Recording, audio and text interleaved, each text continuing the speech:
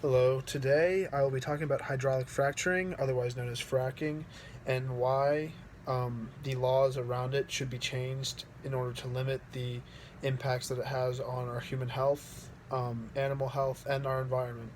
So, first, I'll go over what it is. Hydraulic fracturing is basically using high pressure and water to break apart rocks and plates deep underground in order to access like amounts of like oil that are buried deep in our earth.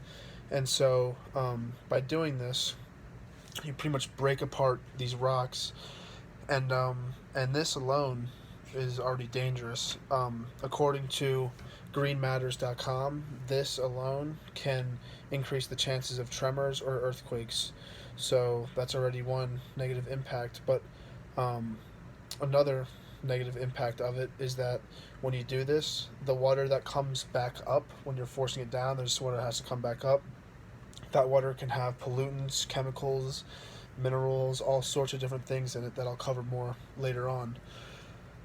But since I've listed all these bad things that can happen when you do it, there must be a positive, and the positive is that it gives us extra gasoline basically, and that ends up making the gas prices cheaper. So, I mean, it's a pretty big reason why um, it's it's still allowed, but there are definitely changes that need to be made to it. So, according to Environmental Earth Sciences, most fracking operations keep their chemical levels down below the threshold. So, they are a legitimate operation, most of them, and they are under the law. Like, they're allowed to be doing what they're doing. But the thing is, what they don't tell you is that even when these chemicals and pollutants are limited and under the threshold, they can still be harmful to human health, like the environmental health, and on plenty of animals that use our environment as well.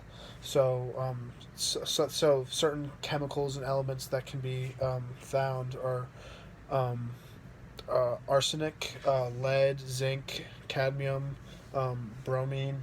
There are plenty of chemicals and that are released into our fresh groundwater that we're drinking. So, um, yeah. So it's just dangerous. It's not healthy, and there are many impacts that it'll have on our health down the line. So, the EPA published an article, and they discussed what's called fracturing fluid, also known as flowback water. And so flowback water is very, very high in salinity, and it's that water that I described earlier that when it comes back up, it collects all those minerals and salts, and so it has high levels of salinity and levels of TDS.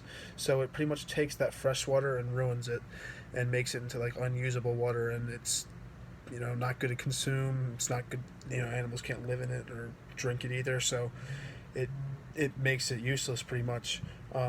And in another article posted by the Stochastic Environmental Research and Risk Assessment, they have actually come up with a way to limit the number of operations that go over the thresholds.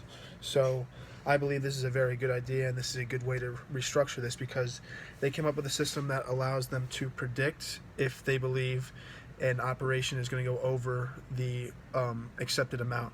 And so this is a very good approach to this problem, I believe, because it is proactive rather than reactive, and it allows us to have time to take care of the problem before it actually happens, which I think is perfect.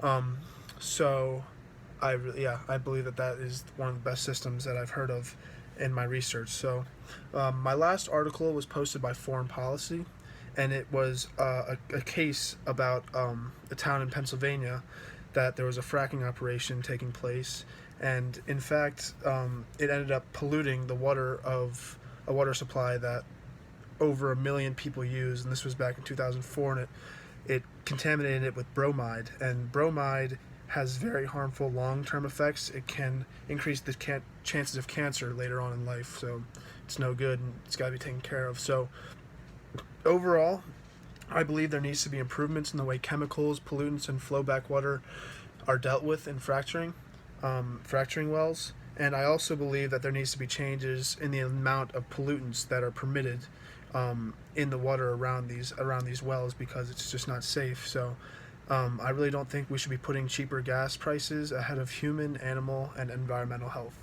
Thank you.